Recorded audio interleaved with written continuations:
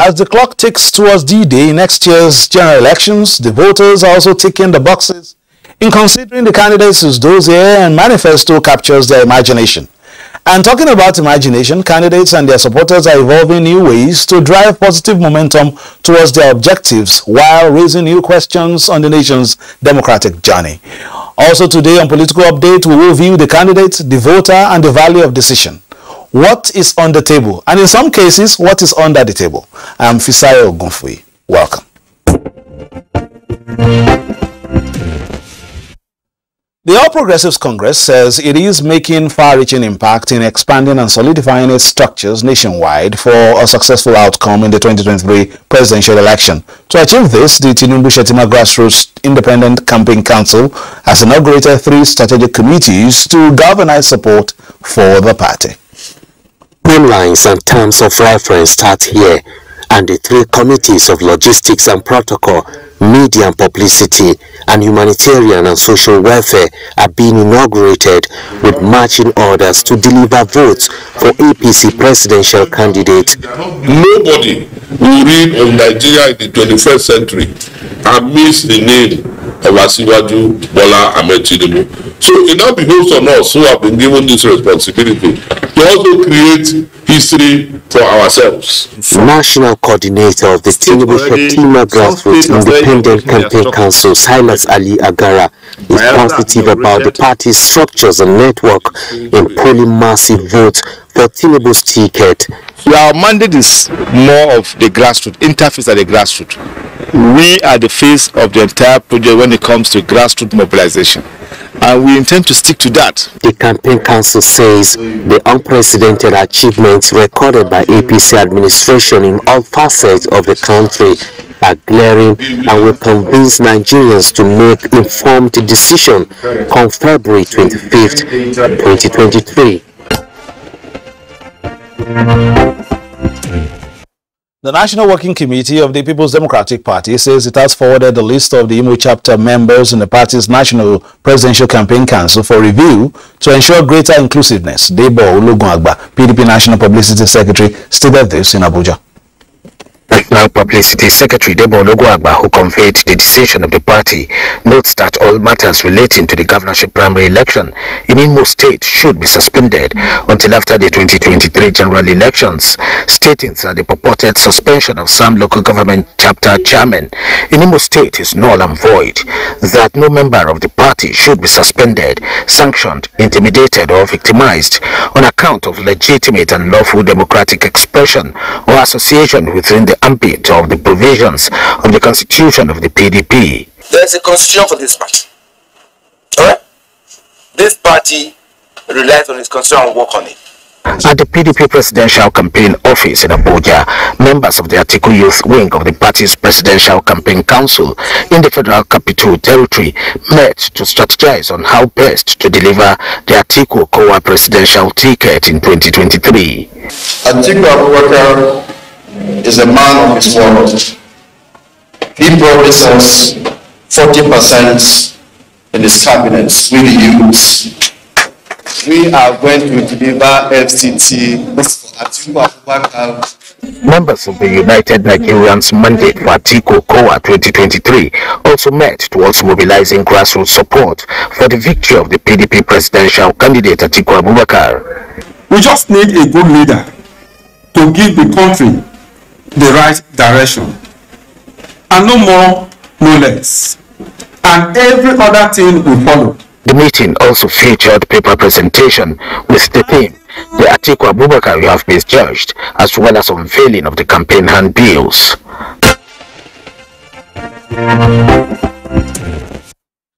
The new Nigeria People's Party NNPP street campaign seems to be driving more traffic. More residents of the FCT witnessed the party's unique campaign with promises of free education and development of the SMEs to drive the nation's economic growth.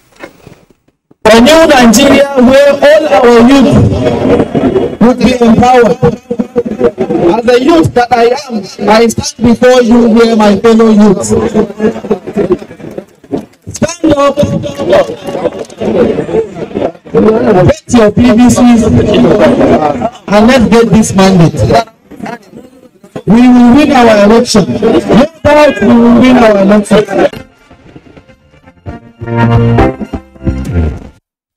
The election season is in full swing now, and the activities are slowly but surely getting to the business end. Joining us now is Ahmed Buhari, Vice Presidential Candidate of the Action Democratic Congress, ADC. Thank you for joining us. Thank you for having me, Fasai. It's good to be here. Let's start. I like this place because it's a youthful place. But about 4 years ago, in 2019, you were also on the ballot that time as the presidential candidate of the SNP, I think Sustainable National Party. Correct. If I'm correct. That was not sustainable because INEC came and brought a lot of parties around. INEC wasn't sustainable. The Sustainable National Party is no longer at the ballot, so that was not sustainable. So now we have you on the ADC. What's new? For starts, I'm not the presidential candidate anymore, and I'm now the vice presidential candidate of this party, supporting the candidacy of Mr. Dumebi Kachiku, who is the presidential candidate of the party. This is also a clear, viewpoint that in 2019, as we contested, we clearly say that when 2023 comes, we would like to see that there's going to be a huge support for a southern president, as the case may be. And so I didn't make any plans to contest in 2023, hoping that the space will provide us a viable running presidential candidate, which obviously about 4 different people met me through the process of most of them looking for a running mate. Eventually I settled for the African Democratic Congress to support Dumebi Kachiku, and so far we're here. And I think one of the most important things that we have recognized is that as much as people complain about the inefficiency of the politicians and their inability to help resolve the problems, I'm glad that before this interview started, you and I had a chit chat, and then you did say that it's going to be really tough for even the best of the best to run the affairs of this country, noting the fact that a lot of things are wrong even with the people, which is why we do understand that the 3 arms of government indeed could come in every 4 years or 8 years and with the best of the brains and still are unable to meet with the dividends of democracy that they have promised the Nigerian people, which is why. So the problem is Nigeria is standing on a tripod here. We have the 3 arms of government on one side, which is the executive, the judiciary, and the legislative, and then we have the Nigerian people here, and in the middle of all of it all is the one group of people that we keep forgetting. I call them the implementers. They're the ones that make all the policies and all the projects that we all plan as politicians on this leg to be driven to meet with the implementation that we get to the Nigerian people, but gets stalled there at the civil service structure. So the civil service structure, which comprises of the civil servants, the ministries, the police, the paramilitary, and all of that, are unable to drive home the point. Not because they do not want to, but because their space is not even defined properly. I will tell you something, from 1966 down to date, we've had more than 10 different times that the civil service structure was tweaked. And in most cases, a lot of them lose their jobs. A lot of them will tell you today, I do not have any assurance. So the first thing they think about when they get into the civil service is to see how they can keep themselves afloat and safe. Go to the ministries today. As you enter, the first things you see are posters of people who are looking for 500,000, 200,000 for medical aid. Go back there, they're all obituaries. They're gone. Take a civil servant who come to Abuja, for example, all the way from Ado Ekiti. He's in Abuja, and the first place he's able to afford a house is probably on Wembiri. And it takes him about 2 hours to get from Wembiri to his workplace. He decides to get married. He has children, and then from Wembiri he has moved to Wembiri, even deeper down. And then he starts to think, why am I doing all of this if I can actually get my hands, into the cookie jar itself? Because everything that has to be implemented has to come through me. So the lack of patriotism that exists within the civil service structure is what is making the implementation stall. And this is how I think it can happen. The only thing that can make it work, because nobody says any of this, everybody says different things. We're going to make this happen, we're going to make that happen. If you go today to the civil service and say you are bidding for a job, and then you bring your bid, and then your friend in the civil service looks and say, oh boy, how much did you mark up? And they say 20%. Say, man, you're joking. Make it 200% markup. That is because everybody is looking for how to eat into the space. There's no patriotism. And so the only way this can happen is if we can move from a salary incentive structure to a structure that is going to be truly on welfare basis. So everybody's going to go on the street, 130%, 120%, 140%. Eventually the government goes after 6 months, still give them their 30%. The market woman selling gari, who used to sell gari for 100 naira in Mudu, moves it from 100 naira to 130 naira because she's heard about the news. So it's like nothing has happened. But how does this meet with the people that didn't even get any benefit or any increase in their salaries? Stiffer inflation rates. What must happen? First, we have to guarantee them their housing. The day they get into the civil service, they start a rent to own from their salary structure, a subsidized housing structure for all civil servants. The second thing that we'll have to look at is affordable education for their children in government-owned subsidized schools, so that the guy in Sambisa Forest is not saying, my darling, I've not been able to qualify for a month. How are my children? They are at home. They cannot go to school because they've been driven out of school. And this man is in the front line defending the country. The third thing that we have to look at is what are we doing about their health care? How we must give them full health cover regardless of what happens to them. As a civil servant, that should be one of the things I benefit from the system. What is the last thing? The last thing, and it's so important, everybody will still say, I want money in my pocket. And that is why we're saying we would have to make sure that anybody who works for government must have the access to tax rebates, so that anytime I shop, anytime I go to buy something, I have my receipts to claim my taxes at the end of the year. And then you'll be so excited to be a civil servant. And for those civil servants in the civil service space, they are quick to expose their colleagues, who are a very few percentage, by the way, that do not allow the process to go through.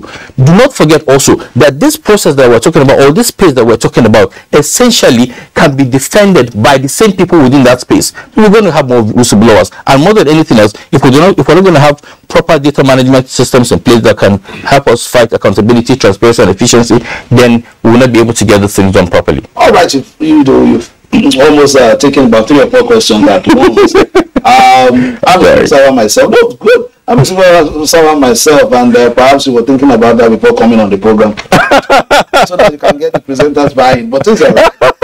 So let's move on to the process itself. How have you been able as a party to sell yourself?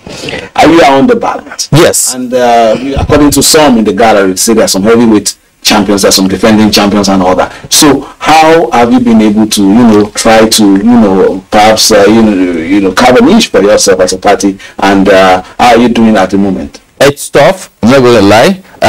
If I had come here last week, I would have said tough, not so stressing the tough, but it's getting tougher for us, especially before I got on the program now. I mean, the first few bulletins, we're talking about the guys that have been in the space in the last 30 to 40 years. It's not like we've not been having activities, but somehow our activities probably are not as weighty as expected, so they do not actually cross the line. However, I am glad that the Mibika Chiku has insisted that, look, I'm not so excited about the rallies and all of those things, because at the end of the day, I do not hear these contestants really talk to the people about what plans they have. And now we can see that unlike the 2019 election, where you will find candidates talking about the issues, breaking it down to the very, very nitty-gritty of it, now you're seeing them throw jabs, because jabs is what they can use to cover up for the spaces where they are unable to truly defend the manifestos that their aides and their essays and their consultants have put together for them. So what I'm going to say is simple. I expect that the Nigerian people would be more fixated with the fact that it's not just about the hula baloos, but more about what and how do you want to make these things happen.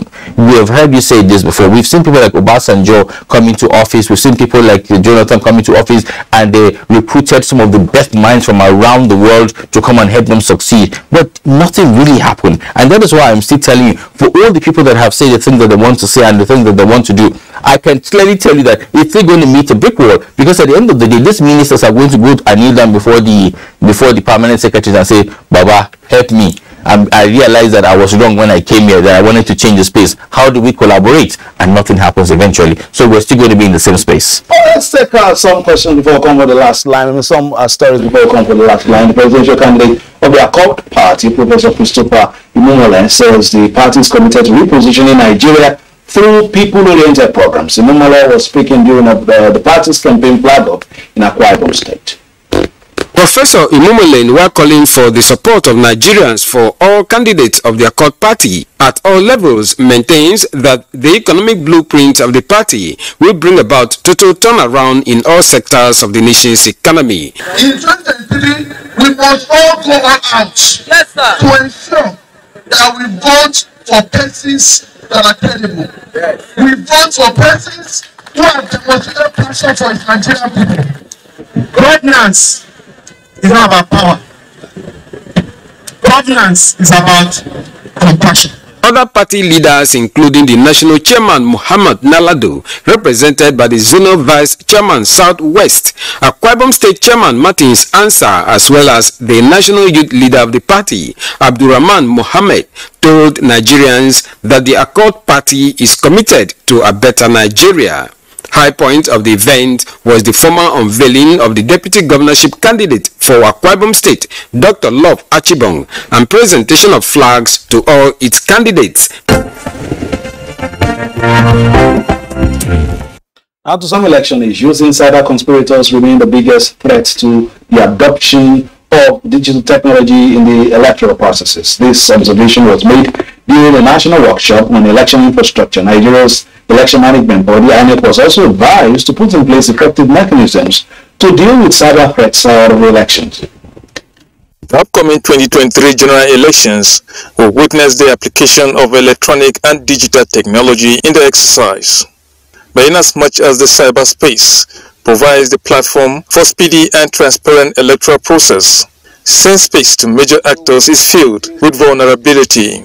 Many countries, including technologically advanced countries, have continued to witness many digital attacks on the democratic processes. In particular, the weaponization of digital vulnerabilities to advance personal interests. Wary of possible interference with the electoral process in the cyberspace, the Center for Cyberspace Studies of the Nasarawa State University has assembled key actors in the industry to brainstorm, assess the risk factors, and profile solutions that will help authorities mitigate the threats and deliver inclusive and credible elections.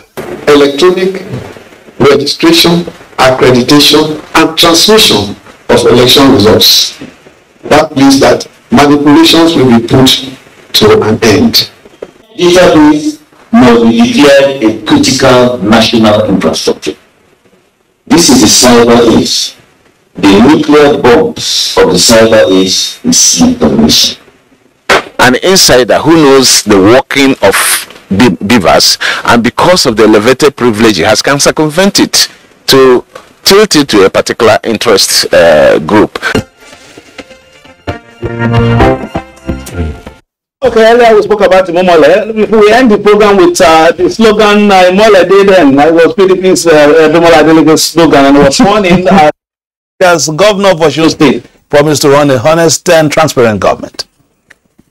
The city stadium was filled to capacity with party loyalists, residents and enthusiasts within and outside Osun State to witness the swearing-in ceremony of Senator Ademola Adeleke and his deputy.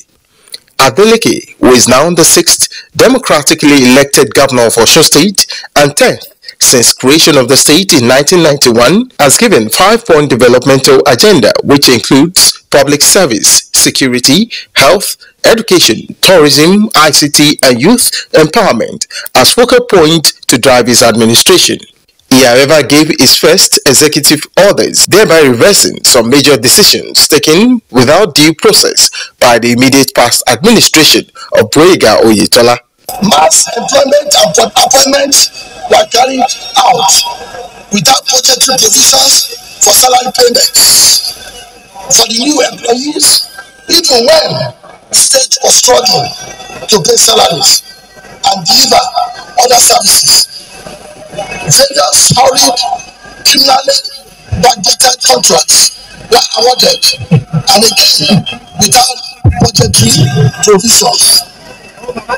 It is therefore my desire to ask for your patience and understanding to give my administration a few weeks to review and sort out all actions and malicious confusions. The inauguration was witnessed by the national leadership of the People's Democratic Party, including the party's presidential candidate Atiku Abubakar and his running mate Ifeanyi Okowa, as well as PDP governors, both serving and past. All right, before we go, we still have the vice presidential candidate of the ADC here. And in a few short months, you'll be on the ballot. You've been on the ballot before. Perhaps you can give us an insight as a candidate now as a running mate. What happens on those days and when it's getting closer? Is there an issue of maintaining and going to the closest for more prayers or Panadol? Well, it's part of it.